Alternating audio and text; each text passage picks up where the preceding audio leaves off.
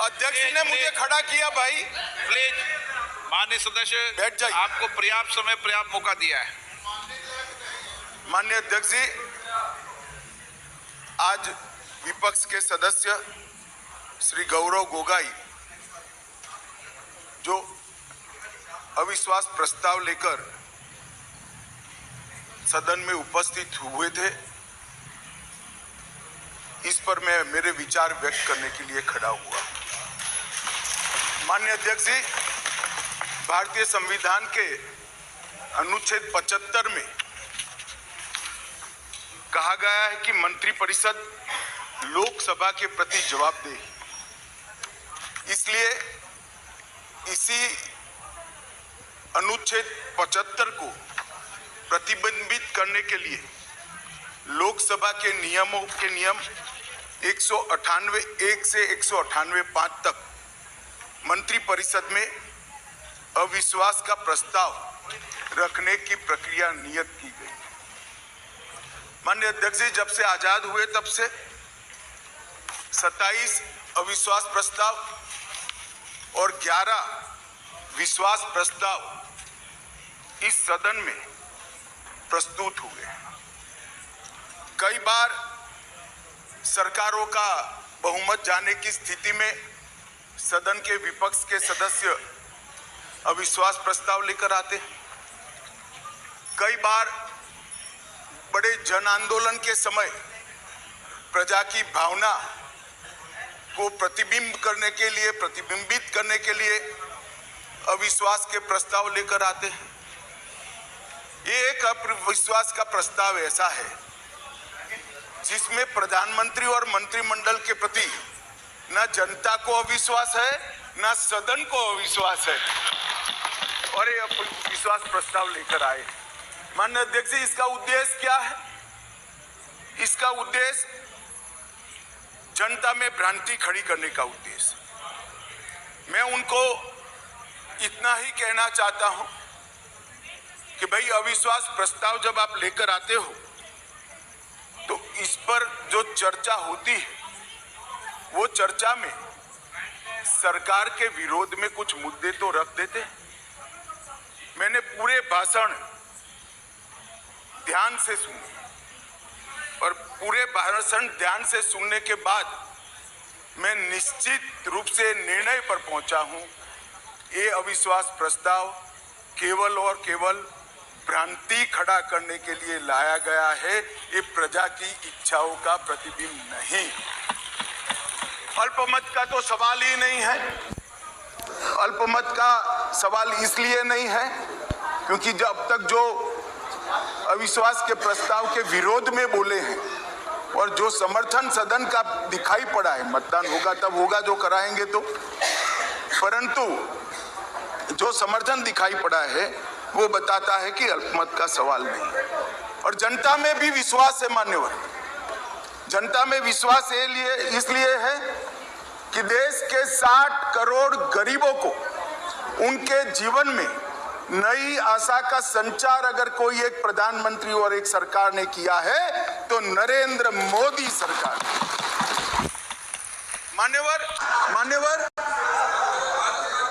ये सरकार, मैं इस सदन के सामने आपके माध्यम से और इस सदन के माध्यम से पूरे देश की जनता को बताना चाहता हूं और धन्यवाद भी करना चाहता हूं, आजादी के बाद कोई एक सरकार और कोई एक नेता में जनता को सबसे ज्यादा विश्वास है तो ये नरेंद्र मोदी जी की सरकार। 2/3 बहुमत से 2 बार एनडीए को चुना गया।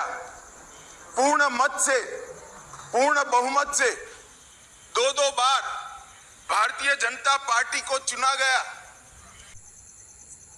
हाल में एक नए प्रकार का राजनीतिक युग का शुरुआत किया।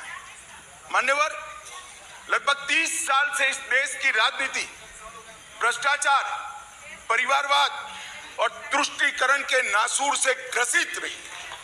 सारे के सारे जनादेश कोई भी चुनावी विजय पराजय के आंकड़ों के एनालिसिस करने वाले पंडित सारे जय पराजय को देख ले। मोदी जी के 2014 के विजय के पहले सारे जय पराजय या तो भ्रष्टाचार से प्रभावित थे, भ्रष्टाचार किया इसको हटाने के लिए आए, या तो परिवारवाद से प्रभावित थे, परिवारवाद के पीछे जातिवाद का एक अनवरत संतान भी होता है, और तुष्टीकरण से प्रभावित जनादेश थे। भारतीय लोकतंत्र को ये तीन नासुरों ने घेर लिया था। नरेंद्र मोदी जी ने भ्रष्टाचार, परिवारवाद और तुष्टीकरण को हटाकर पॉलिटिक्स ऑफ परफॉर्मेंस को तरजीह दी, और आज विकास जनता के फैसलों का निर्णय करता है तो दिखाई ही पड़ता है, और तुष्टीकरण की राजनीति भी चलती है। इसलिए मोदी जी ने आज नारा दिया है, भ्रष्टाचार क्विट इंडिया, परिवारवाद क्विट इंडिया, तुष्टीकरण क्विट इंडिया। मान्यवर, अगर भ्रष्टाचार पालना और सत्ता पर काबिज रहना, इसके सामने मान्यवर दूसरा एक उदाहरण है। 1999 में अटल जी की सरकार थी और अविश्वास प्रस्ताव आया मान्यवर। ये जो कांग्रेस ने किया वो हम कर सकते थे, क्योंकि 93 में नरसिम्हा राव जी ने देश के सार्वजनिक जीवन को एक एग्जाम्पल पूरा कर दिया था कि सरकार ऐसे भी बचाई जा सकती है, करोड़ों रुपया देकर भी बचाई जा सकती है। हम भी कर सकते हैं, मगर हमने नहीं किया मान्यवर, हमने नहीं किया। हमने हमारी बात रखी, देश के प्रधानमंत्री अटल जी ने इसी सीट पर बैठकर अपनी बात रखी संसदों के सामने, और जो कहा कि संसद का जो फैसला है मैं सर पर चढ़ाऊंगा, हमें कोई आपत्ति नहीं। मान्यवर, सिर्फ एक वोट से सरकार गई, सिर्फ एक वोट से। क्या हम यूपीए और कांग्रेस की तरह बचा नहीं सकते थे? बचा सकते थे, मगर मैंने कहा ना कि कई बार संकट के समय गठबंधनों और पार्टियों का चरित्र उजागर होता है। यूपीए का चरित्र सत्ता बचाने के लिए भ्रष्टाचार करने का चरित्र है, और भारतीय जनता पार्टी और एनडीए का चरित्र सिद्धांतों के लिए राजनीति करने का चरित्र है। मान्यवर, उस वक्त मान्यवर सुरेश जी इतने सीनियर मेंबर है, उनको अविश्वास प्रस्ताव का कैरेक्टर मालूम नहीं है। आप जब अविश्वास प्रस्ताव लेकर आते हो तो सरकार के समग्र कामकाज पर क्वेश्चन मार्क करते हो, और क्योंकि ये क्वेश्चन मार्क पॉलिटिकली मोटिवेटेड है, इसलिए मुझे सरकार के परफॉर्मेंस की चर्चा करनी पड़ेगी। मान्यवर, इस देश के करोड़ों गरीबों के नसीब में जब तक मोदी जी प्रधानमंत्री नहीं बने धुएं से भरा हुआ घर था। इसमें से भी 35,000 करोड़ तो नीचे बाकी रह गया है, मगर चलो मान ही ले कि 70,000 करोड़ किया। हम किसी का कर्ज माफ करने में विश्वास नहीं करते हैं, उसको कर्ज ही न लेना पड़े ऐसी व्यवस्था। मान्यवर, इस देश के 14.5 करोड़ किसानों को 2,40,000 करोड़ रुपया इसके बैंक अकाउंट में डाला। अब देश के किसान तय करे कि एक और 70,000 करोड़ का कर्ज की लॉलीपॉप देने वाली यूपीए सरकार, और एक बार सम्मान के साथ इसके घर में सम्मान के साथ इलेक्ट्रॉनिक तरीके से 2,40,000 करोड़। मान्य, भले आपको विश्वास हो, देश की जनता को विश्वास। मान्यवर, इस देश की आंतरिक सलामती की दृष्टि से 3 बड़े हॉटस्पॉट माने जाते थे। एक कश्मीर, एक वामपंथी उग्रवाद का क्षेत्र, और तीसरा नॉर्थ ईस्ट। और सालों तक कांग्रेस की सरकार रही, ये चलता रहा। आज मैं स्पष्ट रूप से सदन में कहना चाहता हूं कि कश्मीर की समस्या वोट बैंक की राजनीति और समस्या से आंख मूंदना था। कश्मीर की समस्या सरकारों का ढूलमूल रवैया था। कश्मीर के अंदर 2014 से हमारी नीतियों में परिवर्तन आया। मैं फिर से एक बार कहना आऊंगा, मान्यवर, मैं फिर से एक बार कहना चाहता हूं, 14 से 19 तक राजनाथ सिंह जी ने और उसके बाद मैं गृह मंत्री बना हूं, मोदी जी के नेतृत्व में सातत्यपूर्ण तरीके से कश्मीर को आतंकवाद से मुक्त करने के लिए हमने काम किया। 40,000 लोग मारे गए कश्मीर में मान्यवर।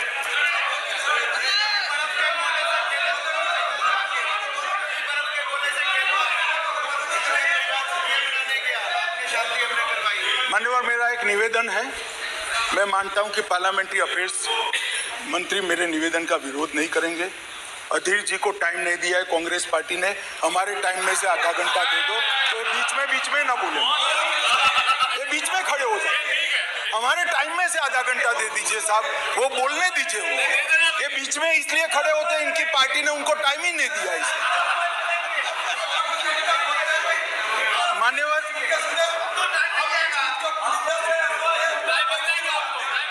नहीं, कश्मीर तो सारी संसदीय समितियां गई है ना, कश्मीर देखा है ना सबने, माननीय गृह मंत्री जी। राजीव बाबू 10 मिनट दे देंगे, हमारा 10 मिनट दे देंगे, बैठो। हाँ, मान्यवर, कश्मीर के अंदर परिवर्तन लाने वाला युगांतकारी निर्णय इस देश के सम्माननीय प्रधानमंत्री नरेंद्र मोदी ने किया। जवाहरलाल नेहरू सरकार की एक भूल थी, धारा 370 5 अगस्त 2019 और 6 अगस्त को इस महान सदन ने धारा 370 को समाप्त कर। इसके साथ ही कश्मीर के अंदर से 2 झंडे चले गए, 2 संविधान खत्म हो गए और संपूर्ण रूप से कश्मीर का भारत के साथ जुड़ाव करने का काम इस देश के प्रधानमंत्री नरेंद्र मोदी। मान्यवर, इन्होंने, मैं अभी भी एक इनके ही प्रेरित एनजीओ की एक मीटिंग अभी हुई, रिपोर्ट मैंने देखी। क्या रिपोर्ट कहते हैं? हुर्रियत से चर्चा करो, जमीयत से चर्चा करो, पाकिस्तान से चर्चा करो। हम ना हुर्रियत से चर्चा करेंगे, ना जमीयत से करेंगे, ना पाकिस्तान से चर्चा करेंगे। अगर मान्यवर, अगर हम चर्चा करेंगे तो घाटी के युवाओं से चर्चा करेंगे, वो हमारे अपने हैं, हम उनके साथ चर्चा। मान्यवर, हुर्रियत पर हमने पाबंदी कर दी, जमायत इस्लामी पर कश्मीर में पाबंदी कर दी, आतंकवादियों के समर्थन को चुन चुन कर नौकरियों से हटाया। अब किसी भी आतंकवादी की मृत्यु का जनाजा नहीं निकलता है, क्योंकि जो जहां मारा जाता है वही दफन किया जाता है। मान्यवर, लखनपुर टोल टैक्स जो हम जैसे कार्यकर्ताओं को, भारतीय जनता पार्टी के करोड़ों कार्यकर्ताओं को सूल की तरह हृदय में चुभता था, वहीं श्यामा प्रसाद मुखर्जी को जहां अरेस्ट किया था, वो लखनपुर टोल टैक्स को समाप्त कर दिया। मान्यवर, राज्य की अर्थव्यवस्था को एकीकृत किया, 2 दरबार की परंपरा समाप्त कर दी गई और 200 करोड़ रुपए को बचाने का काम इन नरेंद्र मोदी सरकार। मान्यवर, वहां दलितों को रिजर्वेशन नहीं था, आदिवासियों को नहीं था, पिछड़े को नहीं था, ये सारा रिजर्वेशन देने का काम नरेंद्र मोदी सरकार। मान्यवर, वहां पर महिला आयोग नहीं था, बाल आयोग नहीं था, वहां पर दलित आयोग भी नहीं था, ये सारे आयोग बनाने का काम भारतीय जनता पार्टी की नरेंद्र मोदी सरकार। वहां सफाई कर्मचारी मान्यवर 7-7 पीढ़ी से मुगलों को जमाने से रहते थे, मगर उनको डोमिसाइल सर्टिफिकेट नहीं मिलता था। पाकिस्तान से शरण में आए हुए, पाक अधिकृत कश्मीर से आए हुए हिंदू, उनको डोमिसाइल, पश्चिम पाकिस्तान से आए हुए लोग डोमिसाइल नहीं मिलता था, ये सबको डोमिसाइल देने का काम इस देश के प्रधानमंत्री नरेंद्र मोदी। मान्यवर, ये कर रहे हैं कि हम डेमोक्रेटिक पार्टी, डेमोक्रेटिक वैल्यूज में मानते हैं। कश्मीर पर शासन किसने किया? 3 परिवारों ने किया। महबूबा मुफ्ती फारूक साहब और गांधी परिवार, ये 3 परिवारों ने कुल शासन किया और पंचायत चुनाव नहीं कराए। नरेंद्र मोदी जी ने नवंबर-दिसंबर 2018 में, राजनाथ सिंह गृह मंत्री थे, 9 चरणों में पंचायती चुनाव को समाप्त, 4,483 सरपंच निर्वाचित हुए और 35,000 पंच चुने गए।